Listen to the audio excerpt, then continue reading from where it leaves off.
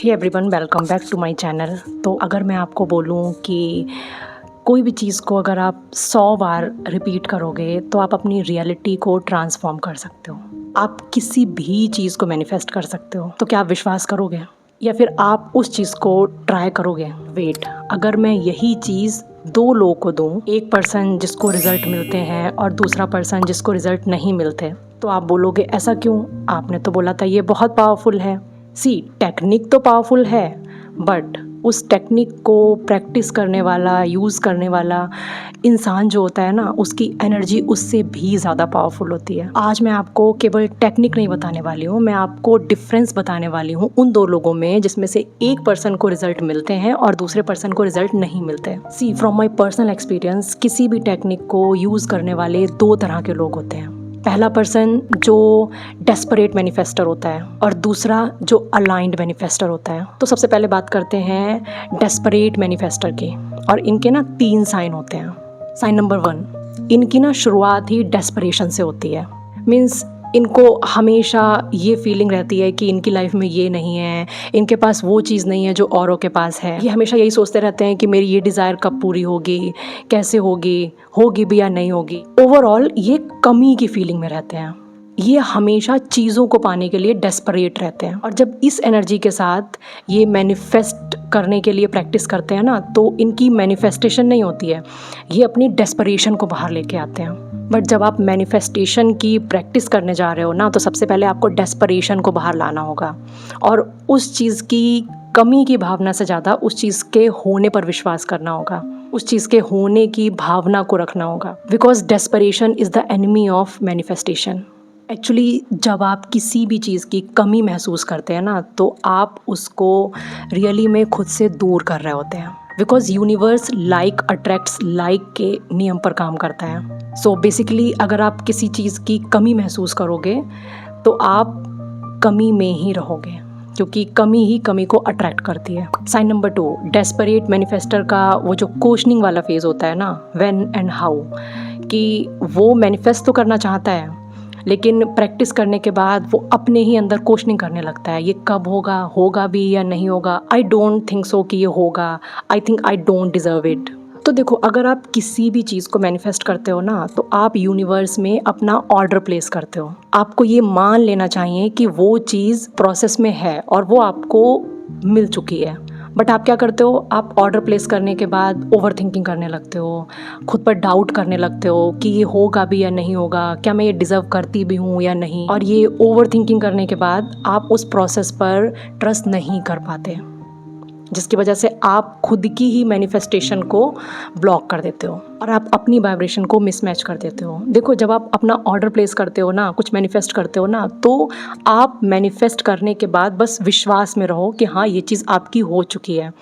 आप यूनिवर्स के काम में इंटरफेयर ना करो, क्योंकि ये यूनिवर्स का काम है, कब कैसे कहाँ। आपका काम बस इतना है कि आप विश्वास के साथ अपना ऑर्डर प्लेस करो। And sign number 3, desperate manifester ना अपना फेथ लूज़ कर देते हैं। Means day 1, day 2, day 3, day 5 के बाद ना वो ओवर थिंक करते हैं कि ये होगा या नहीं होगा। उनके अंदर इतनी नेगेटिविटी आ जाती है कि उनकी जो पॉजिटिविटी होती है वो लो वाइब्रेशन में चली जाती है, और ऐसा करके वो अपनी नेगेटिव वाइब्रेशन को इतना हाई कर देते हैं जो उनकी खुद की मैनिफेस्टेशन को ब्लॉक कर देती है। तो ये वो 3 साइन हैं जो डेस्परेट मैनिफेस्टर के अंदर होते हैं, और इसीलिए वो अपनी मैनिफेस्टेशन को कंप्लीट नहीं कर पाते। इवन वो खुद ही अपनी मैनिफेस्टेशन को ब्लॉक कर देते हैं और उनको पता भी नहीं होता। अब इसके बाद हम बात करते हैं अलाइंड मैनिफेस्टर के बारे में। मीन्स उनके भी 3 साइन होते हैं। तो साइन नंबर 1, अलाइंड मैनिफेस्टर ना अगर किसी चीज़ को मैनिफेस्ट करते हैं ना, तो उस चीज़ को फील करते हैं, और ये सबसे बड़ा डिफरेंस है डेस्परेट मैनिफेस्टर में और अलाइंड मैनिफेस्टर में। बिकॉज जब आप उस चीज़ के होने की फीलिंग में आ जाते हो ना, तो आप लिटरली उसको अट्रैक्ट कर पाते हो, क्योंकि आप चीज़ों को मांग नहीं रहे होते, आप चीज़ों को चेज़ नहीं कर रहे होते हो, आप विश्वास करके चीज़ों को अट्रैक्ट कर रहे होते हो। और ये ना बहुत ही इम्पॉर्टेंट फैक्टर है मैनिफेस्टेशन का। साइन नंबर 2, अलाइंड मैनिफेस्टर्स का, ये ना हाउ व्हेन क्वेश्चनिंग नहीं करते हैं, ये बस अपने प्रेजेंट मोमेंट पे रहते हैं और अपनी लाइफ को एंजॉय करते हैं और ग्रेटफुल रहते हैं, जिससे इनकी मैनिफेस्टेशन और ज़्यादा फास्ट हो जाती है।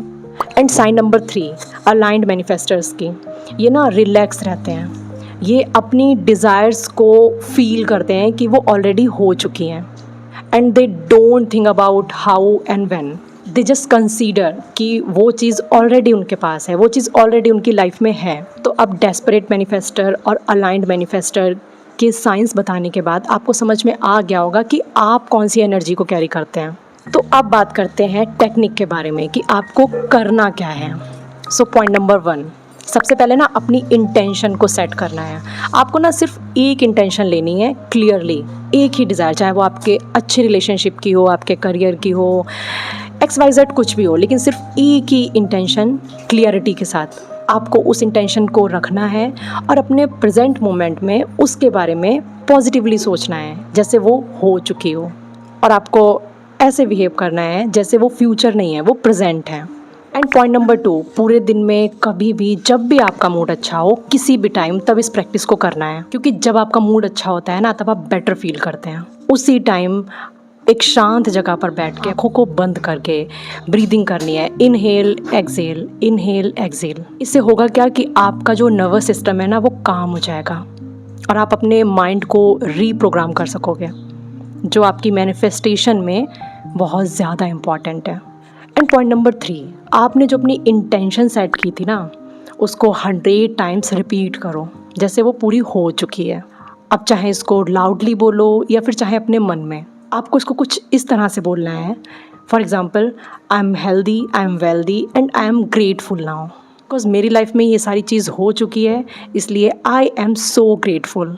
और अब आपको इसे 100 टाइम्स रिपीट करना है विश्वास के साथ। अब देखो, आपका जो सबकॉन्शियस माइंड होता है ना, वो आपकी बातों को बहुत ध्यान से सुनता है, आपकी फीलिंग्स को बहुत अच्छे से समझता है। तो जब आप किसी भी इंटेंशन को 100 टाइम्स रिपीट करते हो बिलीव के साथ और अच्छी फीलिंग्स के साथ, तो ना आपका सबकॉन्शियस माइंड इसको अपने थॉट्स में, अपनी चीज़ों में इन्वॉल्व कर लेता है और इससे आपकी मैनिफेस्टेशन फास्टर हो जाती है।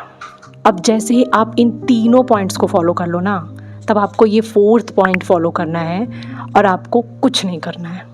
मीन्स आपको डिटैच हो जाना है आउटकम से। आपको ये मान लेना है कि ऑलरेडी हो चुका है और आप रिलैक्स हैं। आपको बस चिल करना है, रिलैक्स रहना है और फोकस करना है उन चीज़ों पर जिन चीज़ों को आप कर रहे हो। ये बिल्कुल वैसा ही है जैसे जब आप किसी सीड को ज़मीन में लगाते हो, तो आप उसको बार बार निकाल कर नहीं देखते हो कि इसकी ग्रोथ हो रही है या नहीं हो रही है। आपको विश्वास होता है, आप मान लेते हो कि हाँ, ये प्लांट बनेगा। वैसे ही जब आप प्रैक्टिस कर रहे हो, आपने सीड लगा दिया है, बाकी का काम आपका सबकॉन्शियस माइंड करेगा। That's all. सो ये सिंपल सी चीज़ें आप अपनी लाइफ में फॉलो करके अपनी मैनिफेस्टेशन को फास्टर कर सकते हो। So I hope you like this video. I hope आपको ये डिफरेंस क्लियर हुआ हो, and thank you so much for watching.